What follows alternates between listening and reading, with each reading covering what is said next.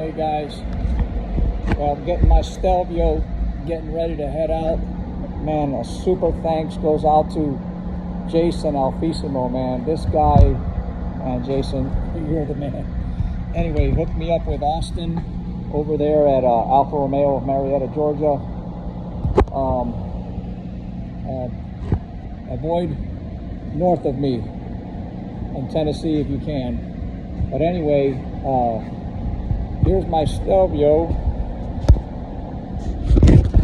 right there. It's nice, blown engine, man. That's the problem with it. Watch out for Copart. See if I can turn this thing around. I guess not. I'm too old to figure that out. Anyway, interior's nice.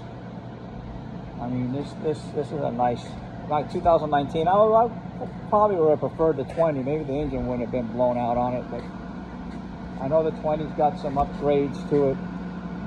I'm getting a 2022 engine in this. I got my hook on there for the flatbed that's coming to get it. I'm in North Alabama. It's going about 180 miles to Marietta, Georgia. Everything else in it is just fine. I'm charging the battery so that, you know, at least they can work the locks and stuff and the brakes if they're backing it off the trailer. But I'm sure them guys over there at the Alfa dealer in Marietta, they know what they're doing. Yeah, that's a whole other little project I'm working on. That wasn't too bad of a Copart deal. Just a little oil leak. I'm fixing the valve cover on it. But this car, I'm gonna keep this, man. You know, that's why I got it for me. This is my Giulia Veloce, man. I like this 2.0. I'm just getting with Jason now to order me the whole tuning and everything for it. It came with just the red seats on it. It just had red racing seats, but I ordered the door panels off of eBay and I got the leather uppers on it. I had to stitch my dash to match a little bit. It looks pretty good, and I got the red mats for it. Little covers. I mean, you know, the red's not perfect, but it matches. I tucked it up underneath everything. It's pretty cool. And I got my I put the intake. I know that the intake really, this one it just looks cool, man. I know it looks cool. I like the carbon fiber stuff on it, and it sounds neat. I got my JB4, but I'm going to switch that out. You know, I didn't do a lot of research. I just kind of found that this is the best piggyback you can get. But I wasn't so sure. I like the idea about cables in between everything, and I got the gold pedal too. But it's like the gold pedal's like, it's like something in between my pedal and the stuff. You know, I'm just going to go with the Squadra tune that Jason has and at Alfisimo.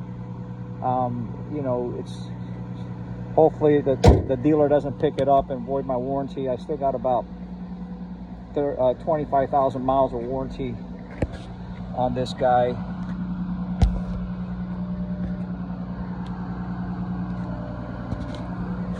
Now, I wish I could figure out how to flip my phone around, man. It's probably something simple. I'm just an idiot.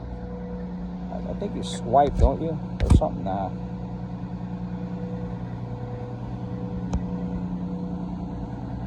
You see it there? Yeah. I will say with that tune, the JB4 tune, I mean it, and that gold pedal, that sucker, man, it moves. I mean, I can't wait to see what the Alfisimo Squadra tune does. But anyway, old Cuban guy out of North Alabama, and hope you guys, I'll keep you posted. I'm going to keep posting. I'm going to hopefully get pictures from these guys over there in Marietta and see if they can keep us going on the engine and what's done. I got my engine from LKQ, I think it is, from a 2022 with 13,000 miles on it. The V6, 2.9 liter. Hopefully I can use the turbos off of this. If not, they got the turbos too.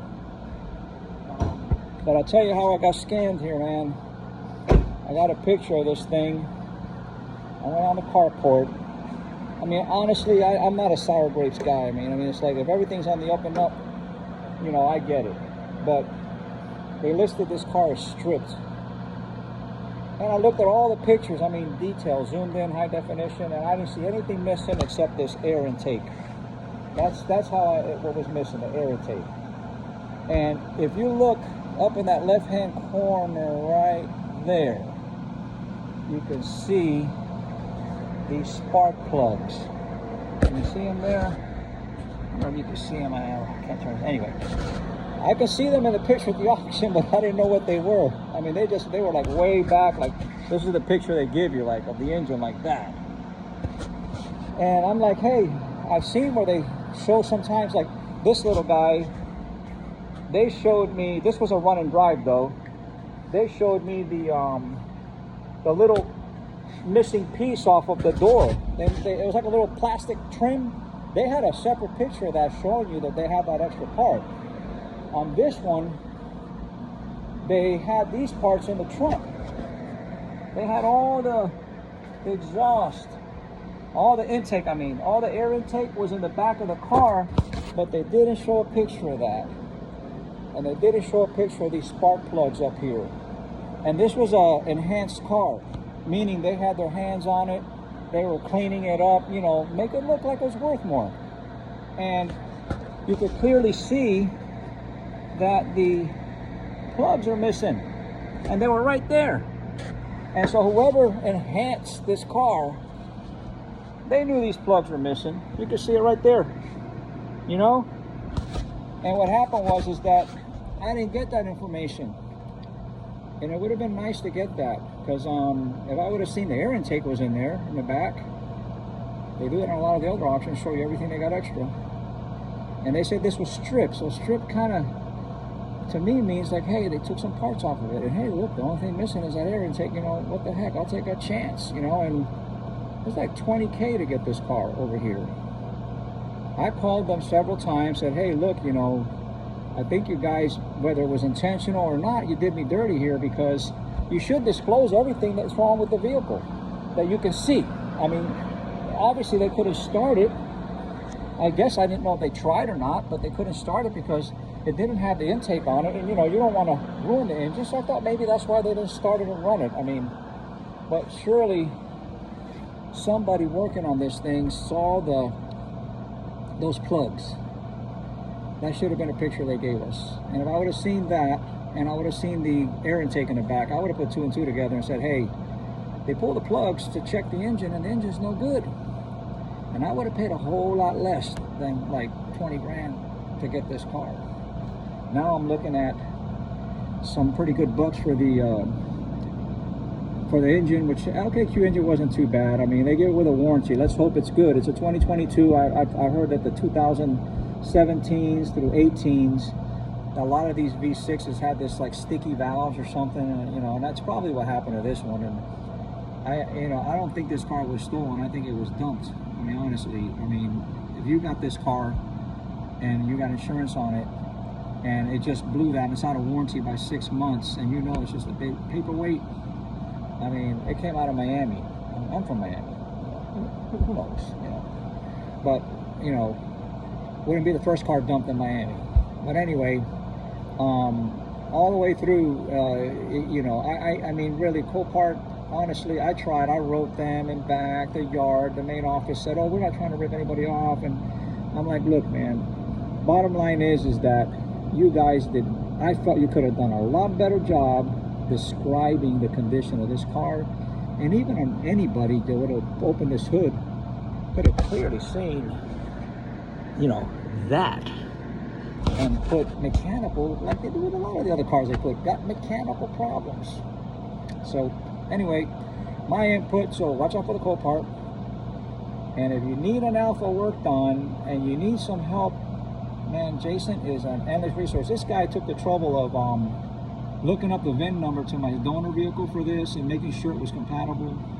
Offered to pay him many times along the way. He said no, I'll help you out. And I can't say enough about that guy. I haven't even met him. Put it that way. Just talking on the phone. And Austin up there was real nice. Jason, said throw my name down over there and maybe I'll help you out. And Austin over there. I mean, I haven't met them. They seem really nice. Gave me a price range from so many hours to so many hours, low and high. Told me that they want to go check the car out first to make sure that that's all that's wrong with it before we start getting to an engine.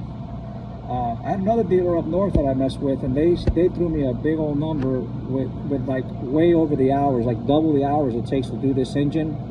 And I think their mechanic just didn't have enough confidence in himself and was trying to overshoot it. I even told him, hey, let's start by the hour, calculate how many hours, let's get a low end and high end day. I didn't even get a call back from the manager of that place. His service guy, really nice guy, helped me with my other car with service and stuff. Super nice service writer, young guy, awesome. The parts guys over this other place up north from me, and I'm in Huntsville, Alabama. And really informative. They helped me find engines and stuff. The mechanic was nice. But the main head guy over there, even though the service guy kept going back and forth like you do at a car dealer when you're buying a car, you got the sales guy and then you got this guy never even gave me a call. I left him 2 messages to try and work with him to at least, let's see if we can iron something out. The guy didn't even give me a courtesy of a call back, so what can I tell you? Anyway, well, I'll keep you guys posted, man. Out.